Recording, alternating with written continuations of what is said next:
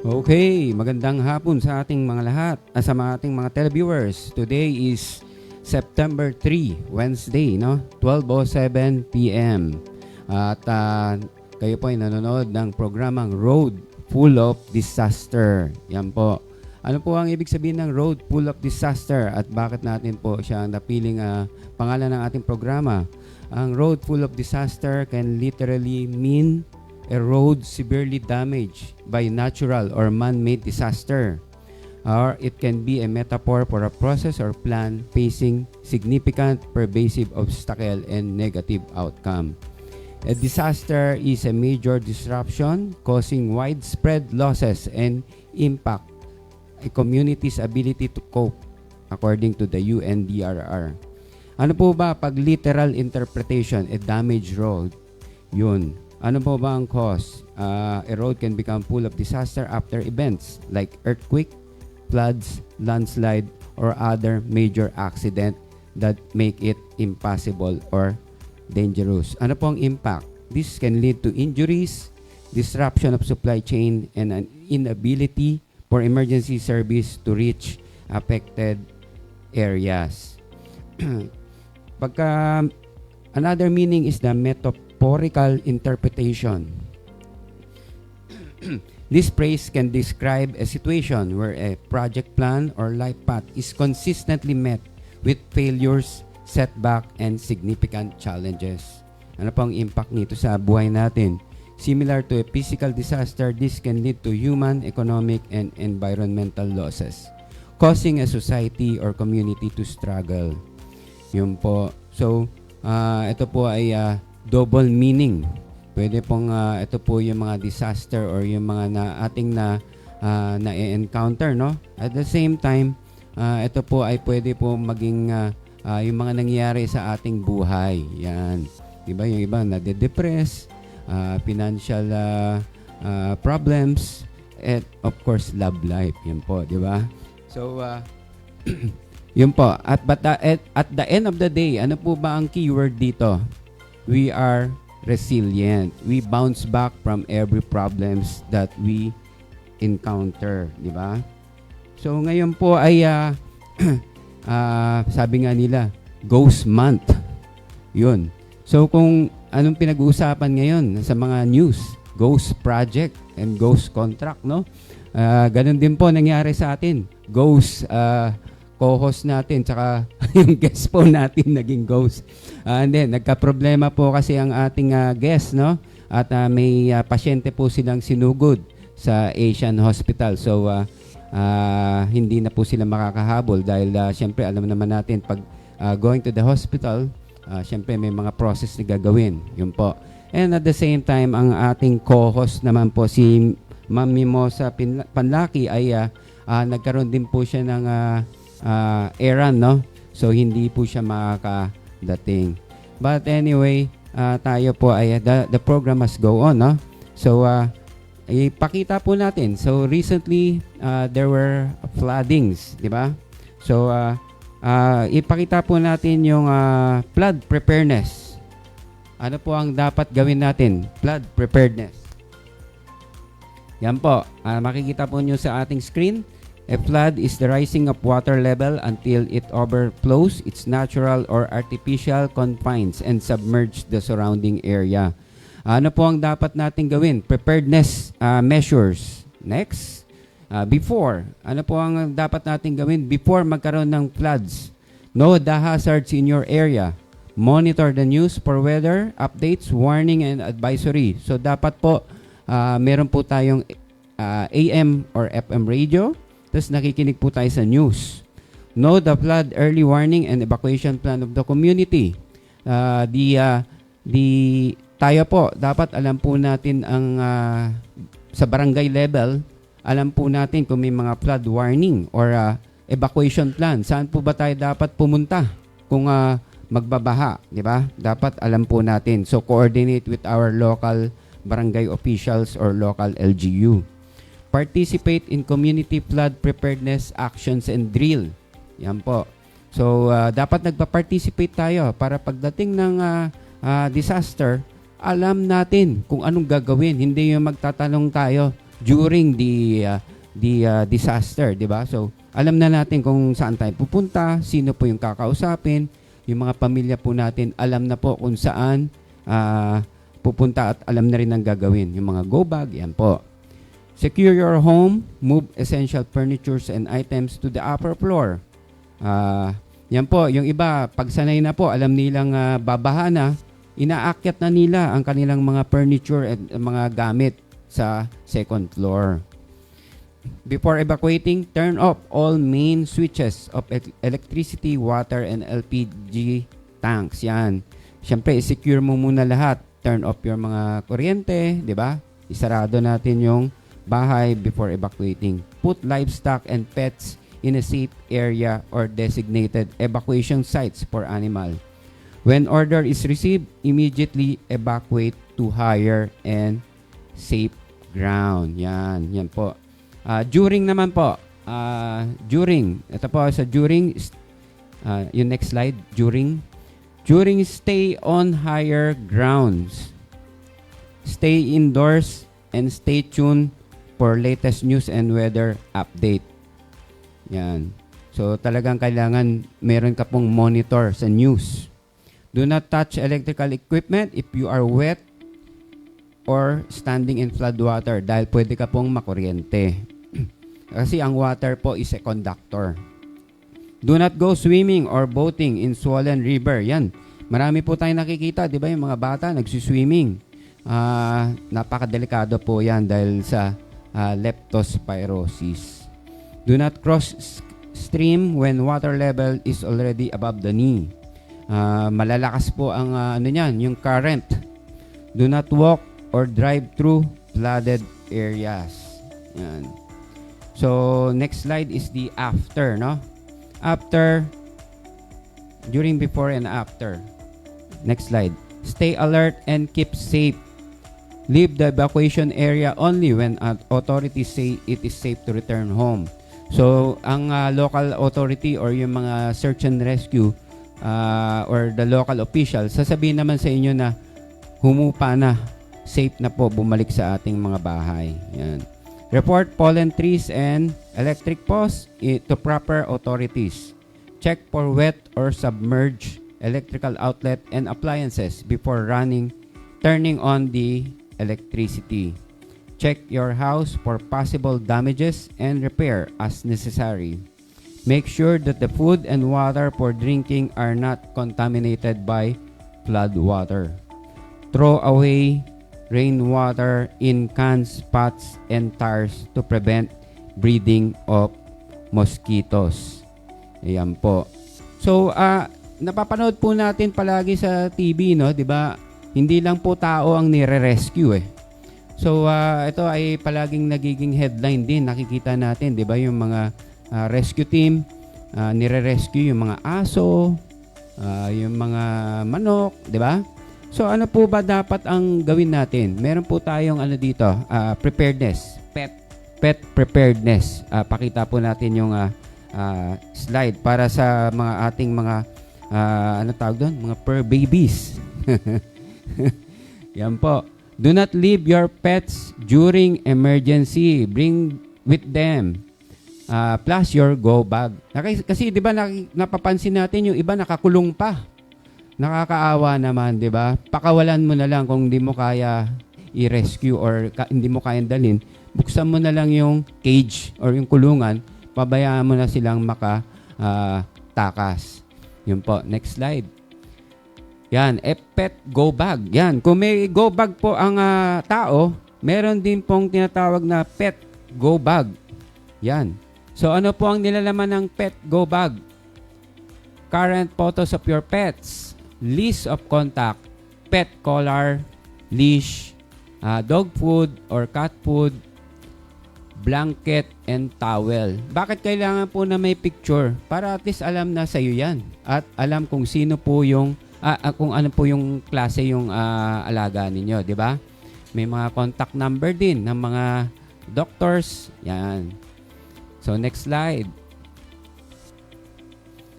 Ano pa po ba ang included sa ating pet go bag? Ito po, nakita po natin, gasa, sterile eye wash, strip of cloth, water dish, waste bag, muzzle. So ito po yung mga kailangan ng mga ating mga aso, no, or pusa. Yan, yung mga pagkain, yung mga utensils niya.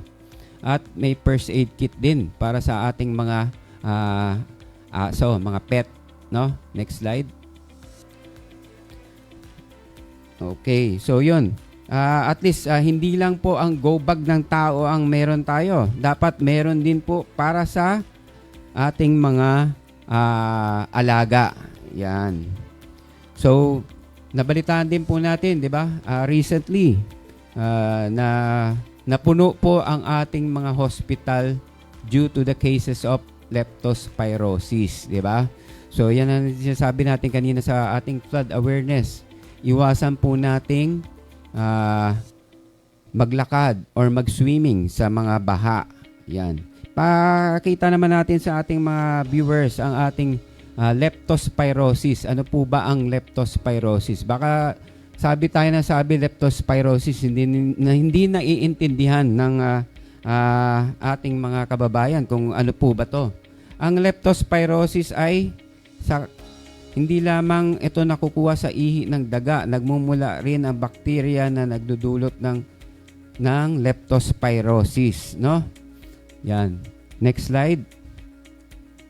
Ito po yung tinatawag na mga wild disease. Ano ang leptospirosis? Sakit na dulot ng Leptospira bacteria na nakakuha mula sa ihi ng mga infected na hayop na maaring makontamina ang lupa at tubig. Paano na ipapasa ang leptospirosis? Ayan, pinapakita po dyan sa ating yung hayop, infected na hayop, tapos may bacteria siya, no? Kung umihi siya, contaminated na water, yun po, pwede pong makontamina, pagtalsik ng kontaminadong tubig, ihi sa mata, ilong at bibig ng tao. Pwede ka na magkaroon ng leptospirosis. Pagkain at pag-inom ng maduming pagkain at tubig. Paglusong sa maruming tubig habang may bukas na sugat. Ayan po, lalong-lalo na pag may sugat ang ating paa, very na dangerous po, no? So next slide. Yan po. Ano ang mga sintomas ng leptospirosis? Baka meron ka ng leptospirosis, hindi mo pa alam. So dapat alam mo ang mga sintomas para maagapan, no? Maagapan natin kaagad. Yan, lagnat, pananakit ng kalamnan, panginginig, pananakit ng ulo at katawan, pagtatae, pamamantal, paninilaw ng balat, pamumula ng mata. So yan po, pwede nyo pong screenshot, no? Yan po yung mga simptomas. Pag nakaramdam ka po ng mga ganun simptomas, magpa-check ka agad. Huwag na po natin pabayaang tumagal dahil nakakamatay po siya. Yan po. Next slide. Yan. Paano maiwasan ang leptospirosis? Iwasang maglangoy o lumusong sa maduming tubig o baha. Ayan, di ba? Kanina sinabi na natin, pag nagbaha, napakasaya ng mga bata. Kala nila swimming pool. Ang laki-laking swimming pool, no? Pero delikado po. Yan. Gumamit ng bota at gloves kung ang trabaho ay hindi makakaiwas sa maduming tubig. Yan po. Dapat may handa po tayong bota and gloves. Meron na po ngayon nabibili wading pants. So, ang wading pants po hanggang dito or hanggang dito po yung pwedeng i-protect. So, kaya niya kung ang baha ay hanggang dito, wading pants na po ang dapat nating suotin. Siguraduhin na malinis ang inuming tubig. So, dapat pinapakuluan po natin ang tubig, di ba? Yun. Ugaliin ang tamang pagtatapon ng basura. Huwag kung saan-saan magtapon ng basura dahil one of the cause yan yung madumi, di ba? Kumakalat sa estero, sa creek, or sa mga daluyan ng tubig, madumi. Nagkakaroon po ng mga bakterya. Panatilihin ang kalinisan ng bahay at kapaligiran. So, mas maganda po malinis ang ating paligid para wala pong mga daga, mga ipis, di ba? maghugas ng malinis na tubig at sabon pagkatapos magbabad sa kontaminadong tubig. So yan po, nakikita po naman natin na ito po, yung mga para maiwasan ang leptospirosis. Yan po. So magbabalik po tayo pagkalipas ng ilang paalala. The Federation of Filipino-Chinese Fire Rescue Emergency and Civic Association of the Philippines Foundation Inc. is an umbrella association of fire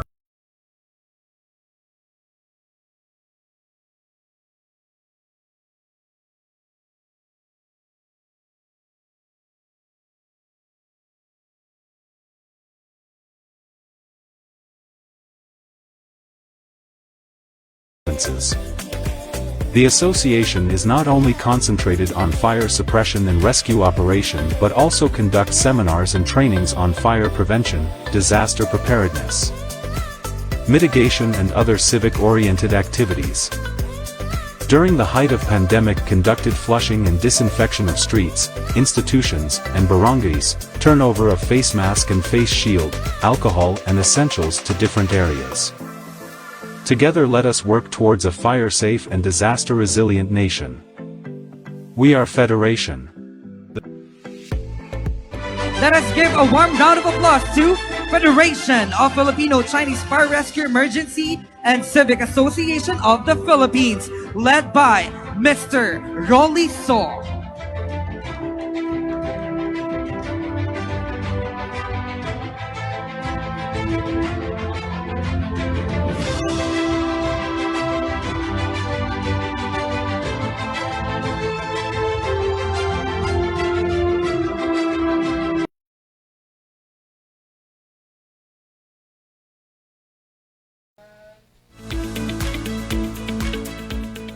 Okay, nagbabalik po ang programang Road Full of Disaster. Ako po ang inyong lingkod, Mr. Rolly So. Yan.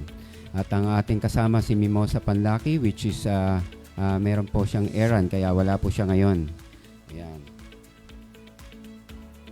And of course, ang our guest po na may tinakbo pong pasyente sa Asian Hospital. So, ipagpatuloy po natin ang ating programa. Ang ngayon taon po, commemorate ng 80th commemoration ng end of World War II. Ano po ba ang significance nito? 80 years ago, nagkaroon ng World War II, di ba? Pandaigdigang digmaan. Pakita po natin yung mga ginawa natin sa Huachi Memorial.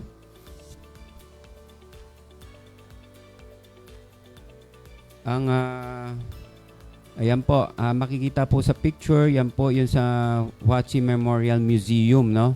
Diyan po yan located sa Chinese Cemetery. So, nagkaroon po tayo ng wreath laying ceremony. So, yan po. Yan po yung museum doon sa Chinese Cemetery. Hindi po sa China yan, dito po sa Pilipinas yan. Sa loob ng Chinese Cemetery. Yan po. Yan po yung loob ng museum. May mga pictures ng mga martyrs, yung mga pinatay during World War II. Next. Ayan, pinapakita po yung mga pictures ng World War II, no?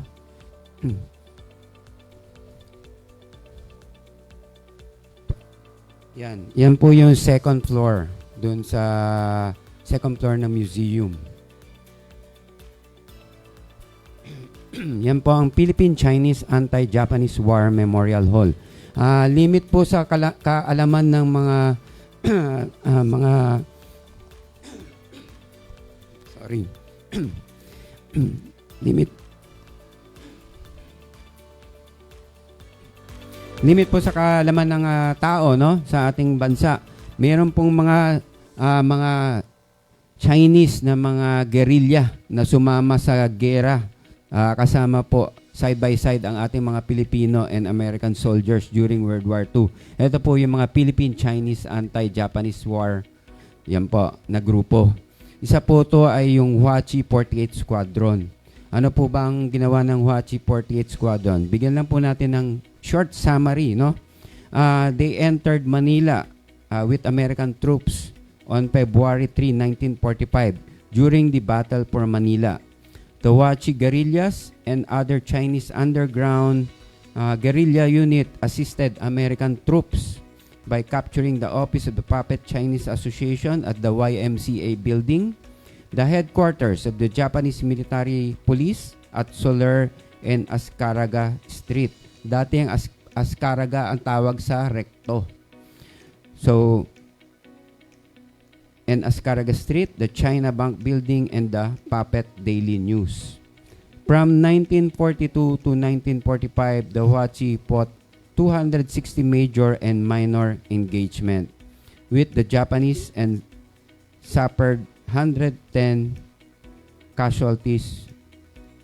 Ito po, yung mga Huachi suffered 110 casualties with 77 dead, and with the Japanese and suffered 110 casualties and 77 dead and 43 wounded. Binigyan po ng marker ng National Historical Commission doon po sa Huachi Memorial, no? Meron po siyang historical marker. Yan po. So dapat po let us not forget the atrocities of war. So war should not be repeated, no? Alam po naman natin na dinanas ng ating mga lolo during World War II. So, hindi po dapat maulit ang ganyang klaseng sitwasyon. Yan po. Tapos, nagkaroon din po in commemoration of the 80th end of World War II, no?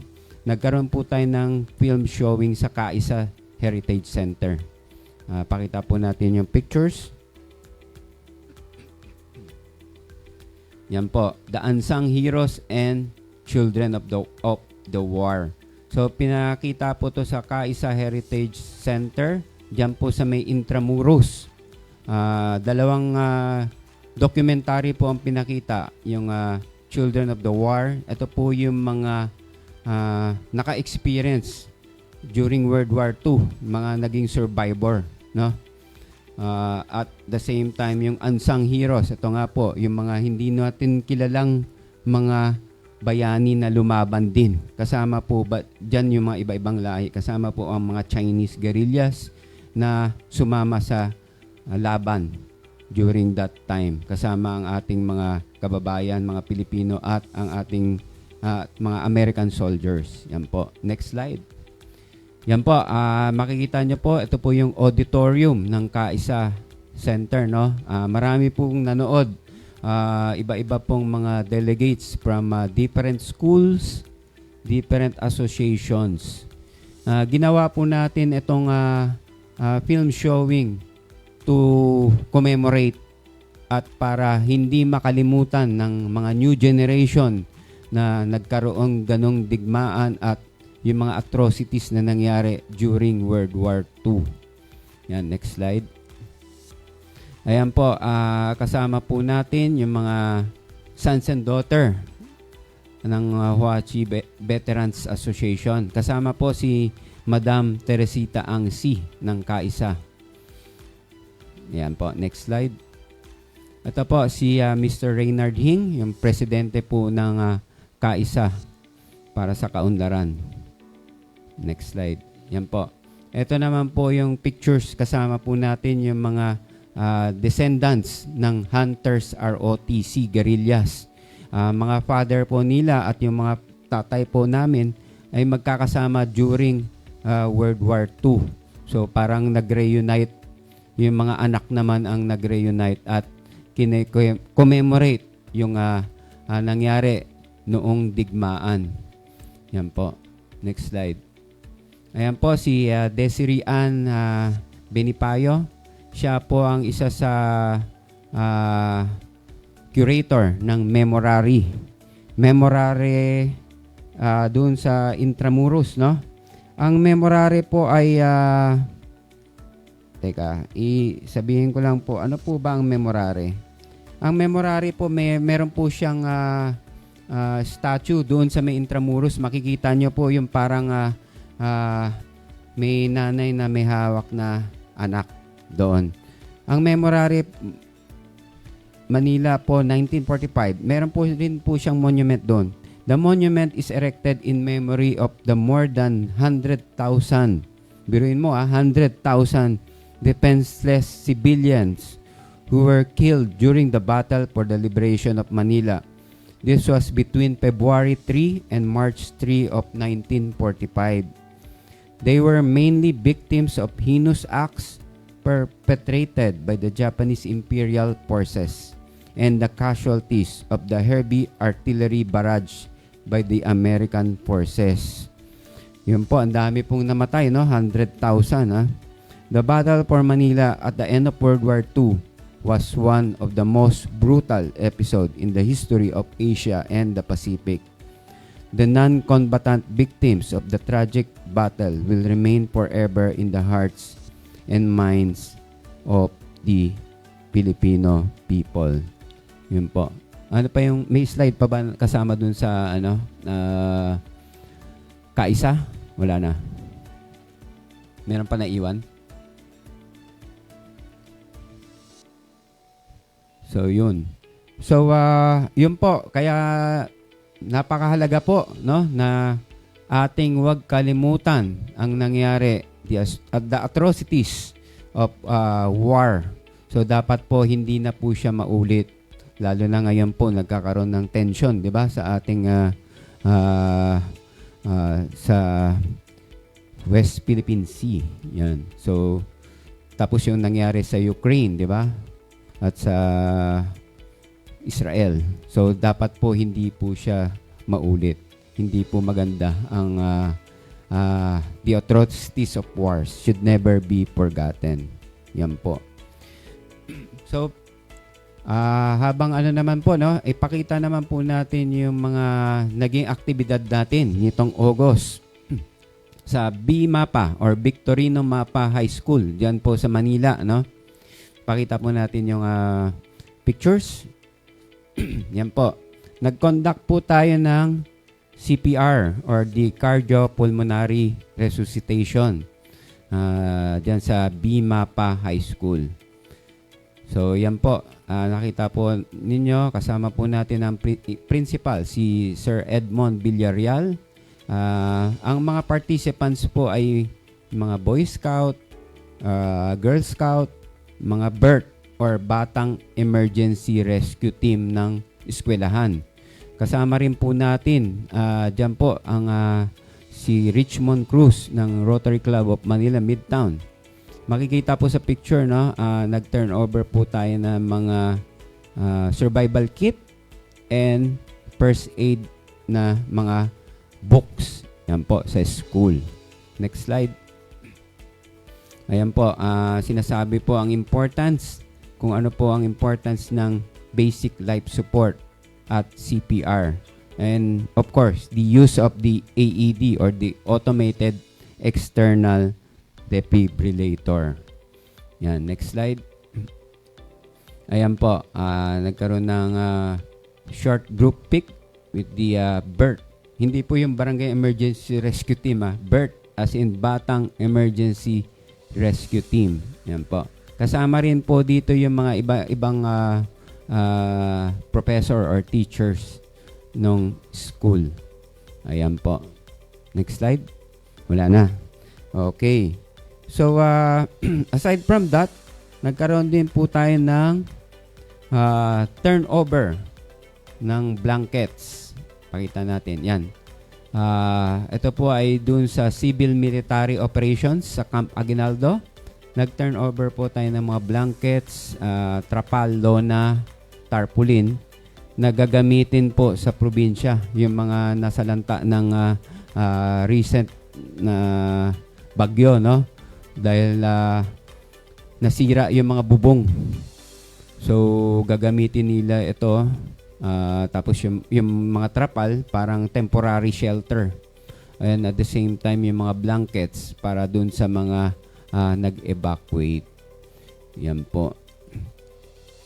So, yun po. So, yun po yung mga ating mga naging activity no sa ating itong August. Nagkaroon din po tayo ng mga conduct of CPR sa DSWD, sa central office, sa dito po sa may Kainta.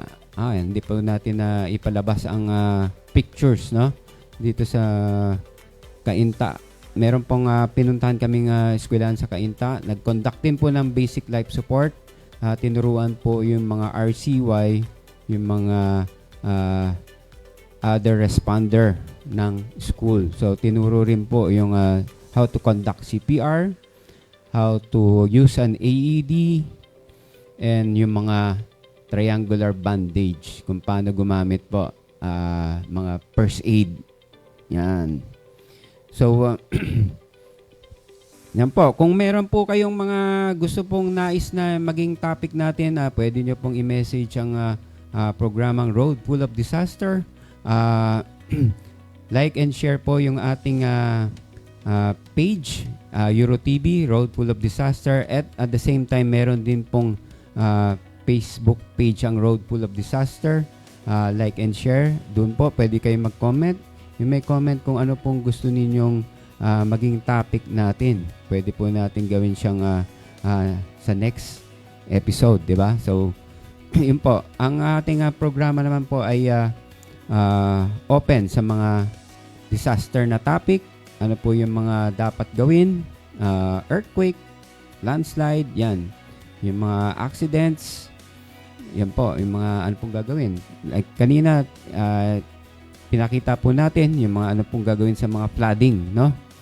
So, yun po. So, last time, ang ating topic was about the school, no? Sa bullying, no? So, marami po tayong natutunan kung ano po ang dapat gawin sa mga estudyanteng nagbubuli sa inyong mga anak, 'di ba?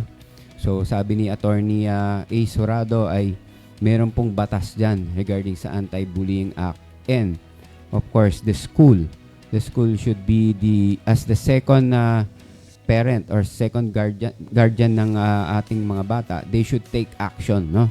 Kasi kung di po sila nag-take action, malalagot po ang mga school officials. Yan po.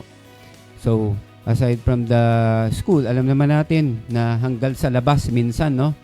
Yung mga nambubuli ay umaabot hanggang sa labas. So, yun. Pag nasa labas naman daw, ang sabi ni Attorney Ace ay magsumbong po tayo sa barangay or sa police. Ang police po kasi, ang PNP ay may Women and Children Protection Unit. So, pwede daw doon po magreklamo. At yun po ay dapat aksyonan ng PNP or ng barangay.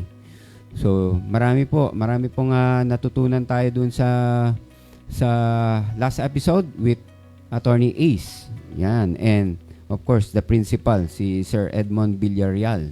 No? So, yun po. So, kung pwede na po tayong magtapos. Kung wala na po tayong katanungan, sabi nga natin ay tayo ay maghanda habang wala pa pong sakuna. Dahil hindi na po tayo makakapaghanda kung nandyan na po ang sakuna. So, yun lang po. On behalf of our program Road Full of Disaster, ako po si Rolly So at kasama po natin ang ating co-host na si Mimosa Panlaki. We will see you again in our next episode. Bye-bye!